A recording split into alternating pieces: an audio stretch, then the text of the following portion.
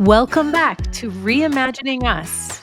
I'm Nicole Argo, the founder and executive director of the TogetherUp Institute.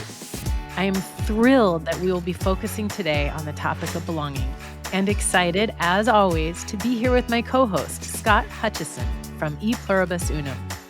Thanks, Nicole. It's always great to be here and wonderful to be joined by all of you listening in. Thank you for being here.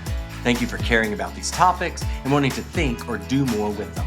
We are really fortunate to be joined by John Powell.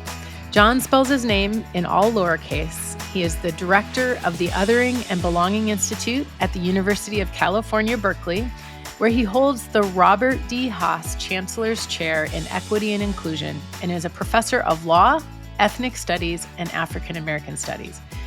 John was previously the founding director of the Institute on Race and Poverty at the University of Minnesota, and he served as the national legal director of the American Civil Liberties Union.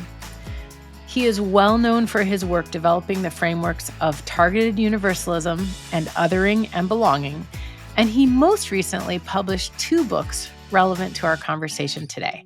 They are Belonging Without Othering, How We Save Ourselves in the World, co-authored by Stephen Menendian, and The Power of Bridging, How to Build a World Where We All Belong. John, thank you so much for being with us today. Before we dive into your work, let's start the conversation a little more personally. What in your life experiences inspired you to delve into the concepts of othering and belonging?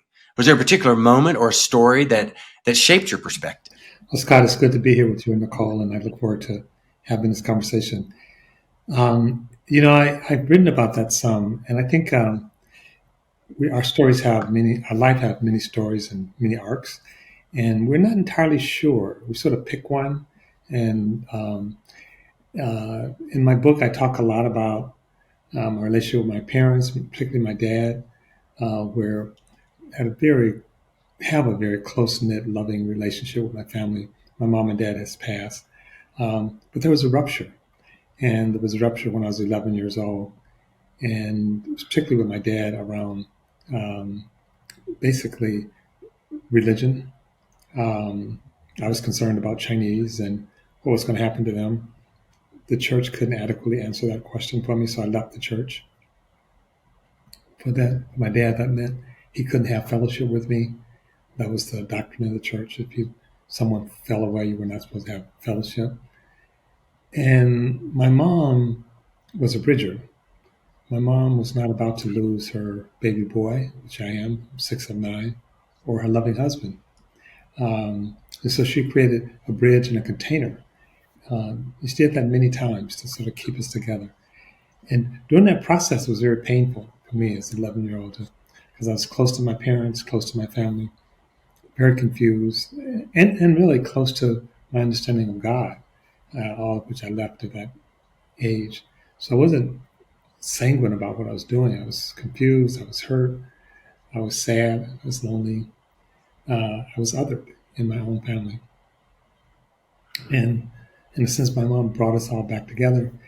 And I think that lesson of being othered in your own family, being othered in an intimate set of relationships, was constitutive of who I am. But I say that with a caveat that I also know that we're never completely sure. But I think that that's one of the sort of turning points in my life. I mean, I think there's a lot of people, myself included, who can relate to that because when intimate relationships, whether you know what that is, I would not have used the word othering at that point in my life, but you know what it feels like. And so thank you for that story. So let's pick up on that word, othering. I've heard you say often, othering is a problem of our time. And in your book, you describe how othering divides us by turning differences into threats. Can you define othering for our listeners and say more about it? Sure. So othering is a funny word. I acknowledge that. Belonging is a little more common, but it's also, not necessarily a household word, but it is a household feeling. And basically it's where we don't accord someone full dignity, full respect, uh, full expression of the humanity. And it's a range. It can be, not talking to someone, not interested in someone, isolating someone. But it also can be not letting someone vote. It can be segregating people in a certain neighborhood. It can be genocide. So there's a range of which we other people. And the we who are othering people also has a range. It can be one-on-one, which tends to be not as pernicious, but it can be a community against another community, or a community against a person. In my case, that I described earlier, it could be your family or members of your family. But also it can be institutions and the nation state. So we are obviously the penultimate example in some ways is what happened in Germany. The German state basically not just othered Jews, but then said they shouldn't exist. So there's a range of othering from very small slights that we hardly notice to extremes. And when we deeply other someone, we also don't see them as fully human. And when you don't see someone as human, it gives you permission to do terrible things to them. To draw that back to polarization and identity-based divisions today, I've seen you talk about othering as a means of building identity in some of your writings and your talks. Would you say a little bit about that? So in some ways, othering, we use othering to create belonging. So I think the foundation for human social engagement and flourishing really is belonging. And I like to remind us that we're all born physically attached to another human being. It's not a metaphor, it's a physical reality. And it's also a psychological and spiritual reality. While we may cut the umbilical cord, the physical cord, we never cut the spiritual cord. At least if we do that, we do it at our own peril. And so in a sense, we need each other to, first of all, we need other selves to have a self, have our own self. We need someone to recognize. We need someone to care for us. We need someone to reflect what we think. We are born into a language. We didn't create the language. It was here. We're born into it. It helped shape us. We're born into a community. We're born into a family. Maslow basically described belonging in some ways, not quite, but some ways the antithesis of othering, as being the third most important human need. He said physical safety, food, belonging. His students had actually reversed that order, and they said belonging, physical safety, and food. And why they say that is that you don't get physical safety and food unless you belong. You need to belong in order to actually thrive. But it's more than just physical. It's psychological, it's emotional, it's spiritual. And so part of what happens is that we use othering in order to create belonging. So we say, if you want to be part of my group, you have to hate that other group. We also say that other group, at the extreme, is threatening our belonging. And therefore, we have a right to keep them out of the country. We have the right to keep them out of our neighborhood. We have the right to kill them. And we're doing it in service of our own sense of need to belong and safety. So when we talk about the other, we always talk about that in relationship to our own sense of safety. And it's important to realize that the other is a social construct. There's no natural other. So we make up ways of othering people. Someone's too tall, someone's too short, someone speaks with an accent, someone eats funny food, someone worships God differently, someone doesn't worship God at all, someone has sex differently. None of those things in themselves creates another. It's our social meaning attached to it. And those meanings are social, so they're not arrived at just at an individual level. We need what we call leaders and conflict entrepreneurs to tell us, be afraid of that person. You don't feel good, it's their fault. You're worried about your future, it's their fault. And we are worried about the future. We're worried about the future in part because the future is fraught with change, with radical uncertainty. I woke up this morning and listened to a podcast on AI, and really, from experts, and they don't know what to make of it. They don't know if we should be celebrating, or we should be afraid, if we should be speeding up, if we should stop. Um, and these are the experts. And so, in some ways, the polarization is not natural; it's curated, it's manufactured, it's cultivated.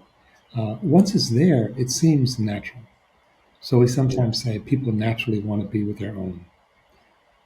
We don't ask the follow-up question: what constitutes their own? Does it mean people of the same race? Well, look at the explosion, not just in the United States, but all over the world, of people who marry across racial and ethnic divides. Uh, who's their own? Does it mean people of the same religion? Does it mean people of the same nation state? Again, there's no natural their own. And so we use the other to constitute the belonging group. We use them to constitute us, which is important in two respects. One, it means that on one hand, we need the other. We're using the other. It's the glue that's holding us together in many respects. But on the other hand, it also means the fundamental thing we're reaching for is belonging. And what we're most afraid of is that we won't belong. And so if you think of the Proud Boys marching in South Carolina, they're chanting, "The Jews will not replace us." Now that's a Nazi trope from the 1930s. It's offensive, it's anti-Semitic, and it's also informational. It's telling you that on some level, they are worried about there not being a place for them in this imagined future. And it's an imagined future because there's no indication that Jews are trying to replace the Proud Boys. It doesn't matter because when we are deeply afraid, deeply anxious, the part of the brain that's most active is what's called the lizard brain. It's the amygdala. And the amygdala it organizes our fear. It doesn't speak factually. It doesn't do citation. It doesn't read research papers. It's not rational in the sense that the newest part of the brain is, which is the prefrontal cortex, which is literally at the front of the brain. The amygdala is at the back of the brain. So the amygdala speaks a different language than the prefrontal cortex. And sometimes we get confused. We say, why would people believe such a crazy thing? That's not rational. When people are deeply fragmented, I prefer polarization, but polarized, they're also operating out of fear. And you can either excite that fear, which we call breaking, by talking about the other is coming to get your cat, or you can assuage that fear by saying, we're creating a new reality with a larger we. And let's be curious about each other. Let's learn about each other. Let's see the complexity in each other.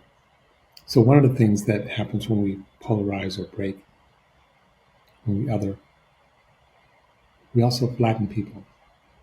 They become two-dimensional. What do we know about them? Very little. We may know their race. We may know their ethnicity. We may know their religion. But we don't really know them. And we're not really even all that interested in them. What kind of food do they like? Do they like broccoli?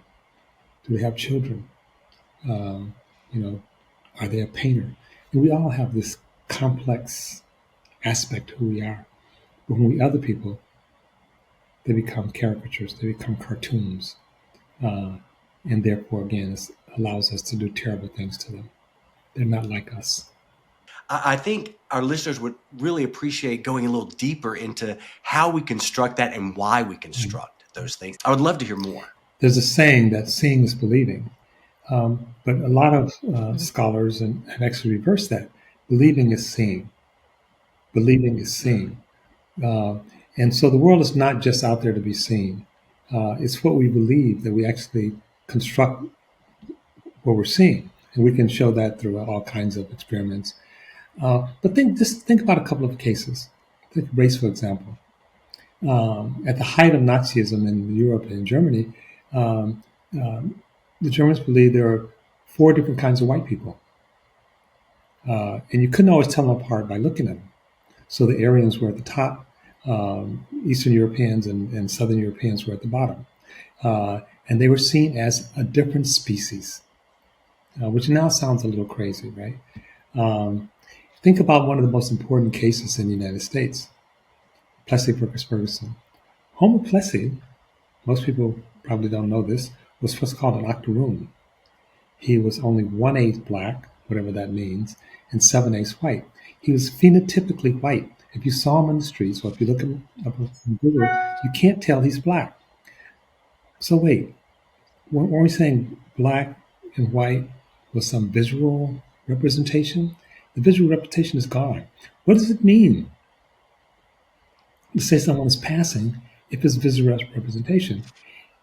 In Brazil, they do race differently. Each country does race. Each state does race differently. Some states would say 1 drop of black blood and you're black.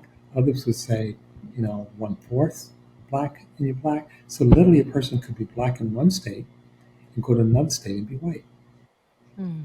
These are social constructs.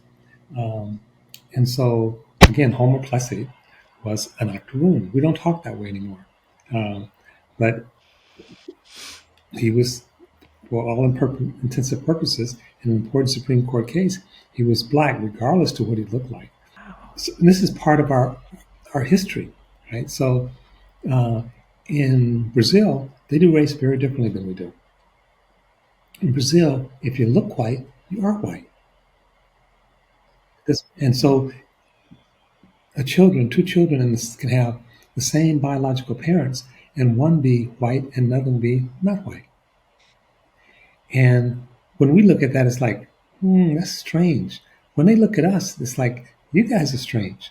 So I did some research with a colleague, African-American, light-skinned African-American woman in Brazil. And she wanted to interview Afro-Brazilians. And our host said, that's fine, but there may be a little awkwardness. You, a white woman, wanted to interview Afro-Brazilians. And she said, I'm not white, I'm black. And she said, they said, no, you're white. And they went back and forth and back and forth. And then my friend, her name was Lynn, she's since passed, she said, this is going to be a game breaker. And the host said, probably not, because we in Brazil know there are a lot of white people in the United States who think they're black.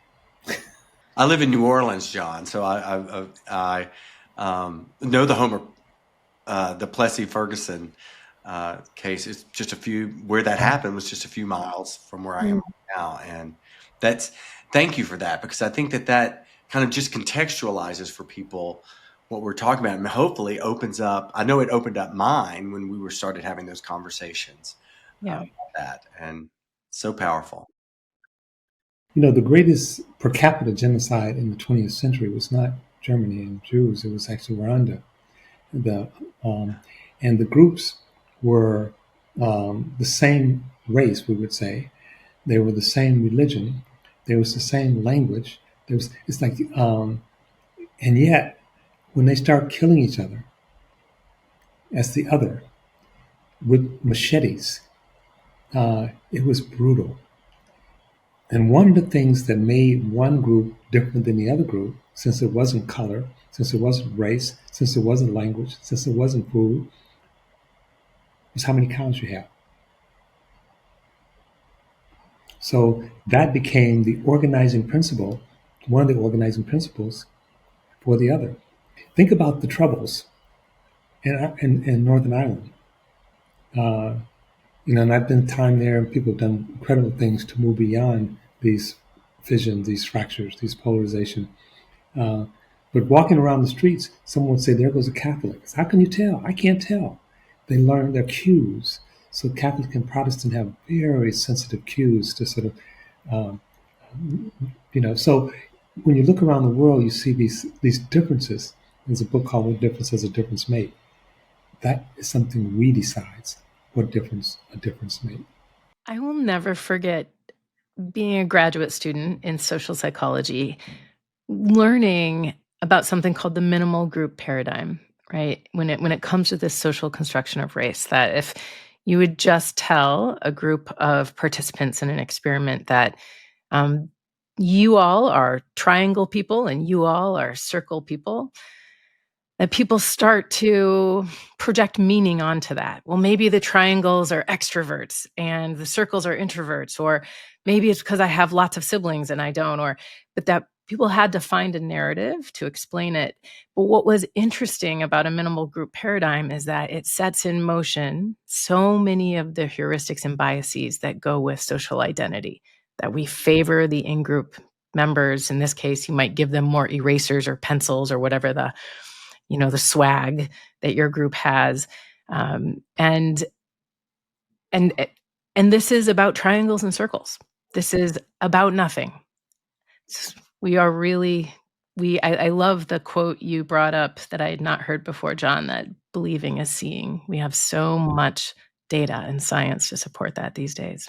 And there's a famous experiment that's been replicated, brown eyes, blue eyes, where a teacher takes elementary school kids, and one day, and they've been together for some time, but one day she decides to identify them as brown eyes and blue eyes, and she disparages one group.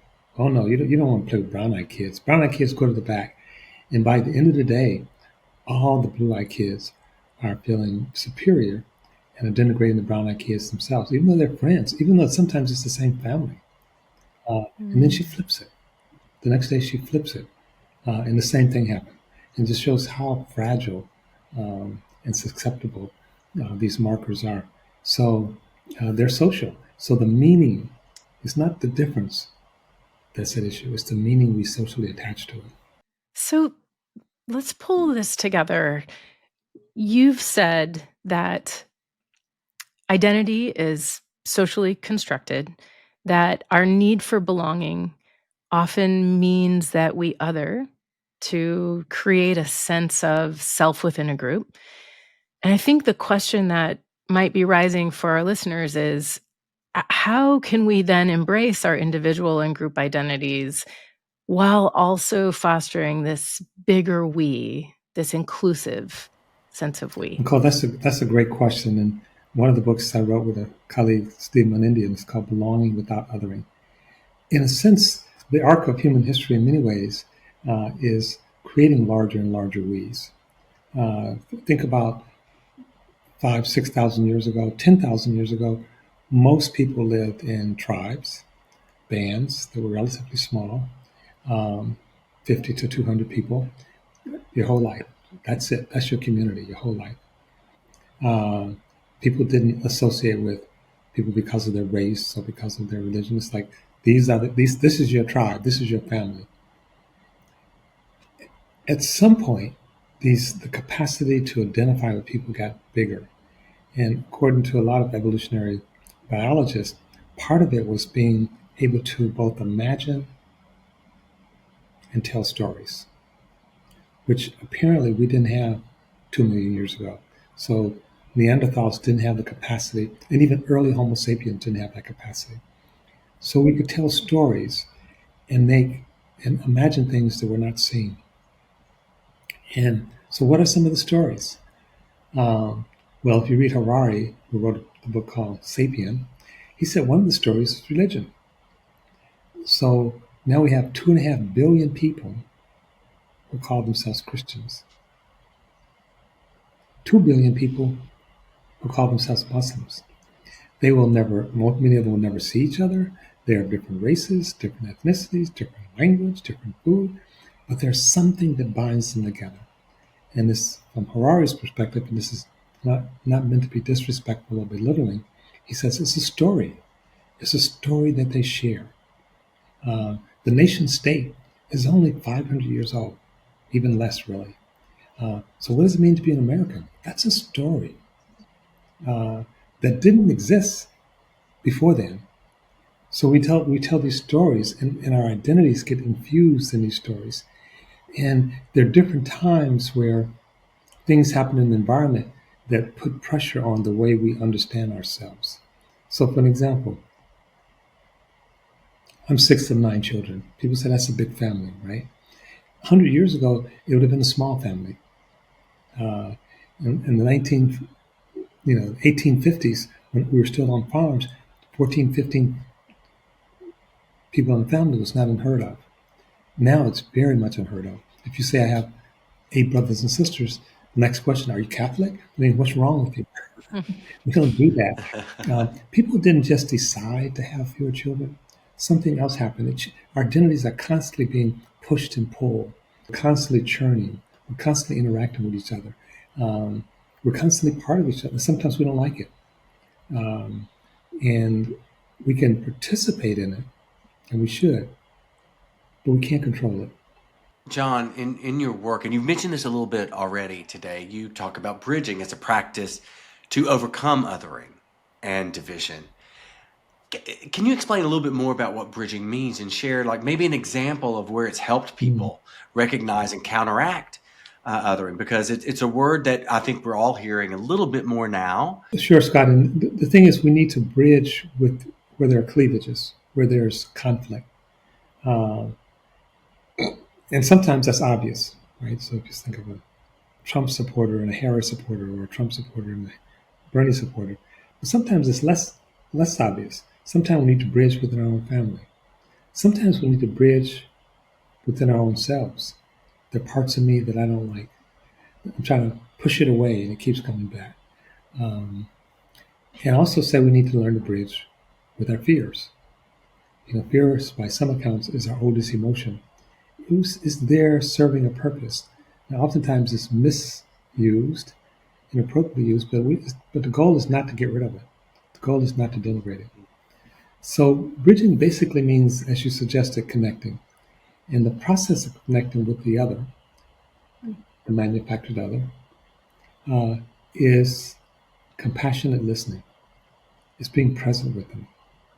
It doesn't mean resolving the conflict, so it's not conflict resolution per se, although it's associated with it. It's not fully understanding the other person per se. It's not persuading the person per se. It's really being present and seeing the person's humanity. Uh, and that may sound like a little, but that's a lot. There's a South African word named Sawubona, a Zulu word. And what it means is, I see you. It also has been interpreted to mean, the God in me sees the God in you. And there are whole books written about the importance of being recognized, that people want to be seen. So it's not surprising that Ralph Ellison wrote a book, which I think he may get a Pulitzer Prize for, called Invisible Man. He's saying black people in the United States were invisible. And what black people want is to be seen. What every person wants is to be seen, to be recognized, to have dignity. And so when we ignore it, sometimes we'll say that, like, and this is not to excuse what he's doing, but Putin has made it clear that one of the things he's pissed about is that he felt like Russia became ignored. He talks about the dignity, not wanting to restore Russia's place. He's nursing an injury with 6,000 nuclear weapons at his disposal. Uh, when the Chinese were blockaded in by the English over 100 years ago, to them that was yesterday. That was not just the blockade, it was humbling, it was humiliating. And so part of bridging is to say, I see you, not I agree with you. And we have to see and experience the person not just with the head, but with the heart. Um, and the head, the mind wants to be right, the heart wants to connect. Um, and sometimes we're afraid to see the other person because we disagree with them. You can still disagree, but first, open up to actually seeing the person. And there are hundreds of examples. One of the ways we see people is to acknowledge their sacred symbol, to acknowledge what's important to them. Not saying it's important to me. So beautiful example that Nelson Mandela reflects. In South Africa, the Afrikaners, there are two main groups of whites, the Afrikaners and the English, Dutch, they speak a different language. And at some point, this Afrikaan, they decided that public instruction in schools would be in Afrikaan. The blacks in South Africa were livid. I'm not going to be instructed in the language of my oppressor. So there were strikes and boycotts throughout the country. Soweto was probably the most famous. At that same time, Nelson Mandela in prison is asking his prison guards to teach him Afrikaner, to teach him their language. And not just their language, their customs. Now, the amazing thing, because they're his captors. When he gets out of prison, the president of South Africa and Nelson Mandela met, and they talked about having a peace, ending the war there, and there was a war. And the president said, I can't do it without support of the general. You have to meet with the general. The general had referred to Nelson Mandela as a monkey. He said black people were subhuman, that whites were destined to rule. He went on, and he was explicitly racist. They met at Nelson Mandela's house. It was an incredible meeting. Nelson Mandela had servants, but he personally served the general tea.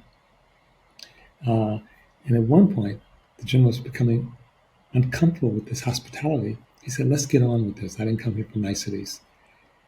For the next several hours, they had a negotiation in Afrikaner, in the general's language.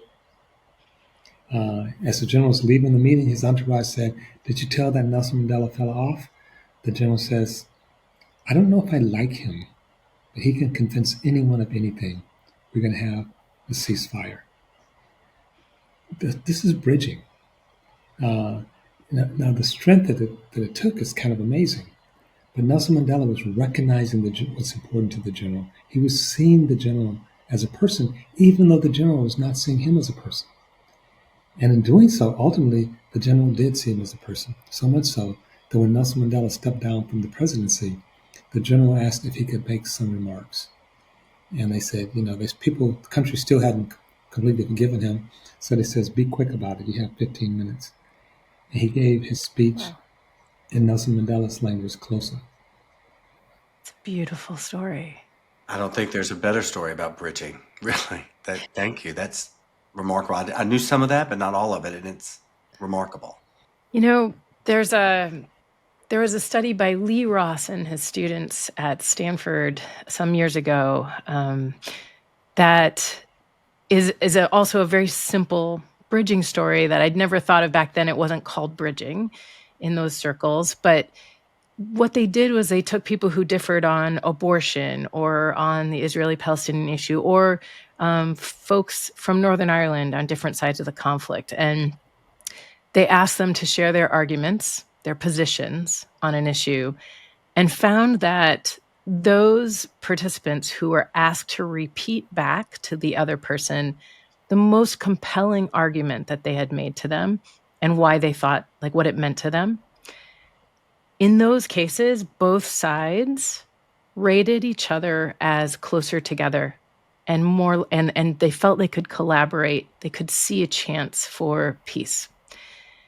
And really, I think one interpretation of this is just what you said, that both sides were feeling seen. So they didn't change their minds about anything. They weren't persuaded. And the research is pretty powerful that when you see someone, and it's tricky, it's subtle, when you really see someone, first of all, you're not seeing them to change them, just to acknowledge them. But change is much more likely to happen. And so we're working on a number of projects, one called the Long Bridging Project. And we have to keep reminding people, the goal is not to change people, but to see people. But in fact, people do change. There's a well-known conservative named Arthur Brooks. He used to be head of the American Enterprise Institute. He and I are friends. And he wrote in the book, Love Thy Enemy. and I'm in the book.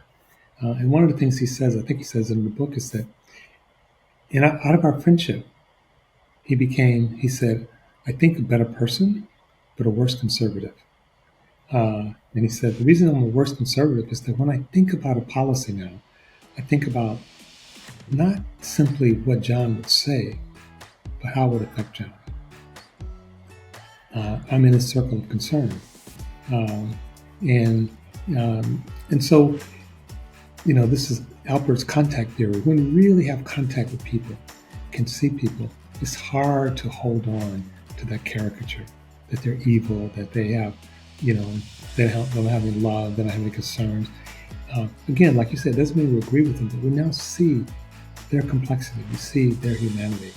And in seeing that, something happens not only to them, but also to us. That's incredible.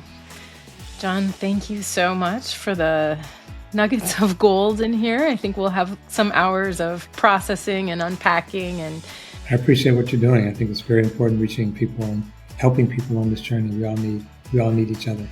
Thank you so much for today, John. Thanks so much to Bridging and Belonging. Nichole, wishing you and all of our listeners a happy holiday. Likewise, may all of us find both bridges and belonging this year amidst our holiday gatherings. We'll see you next time on Reimagining Us.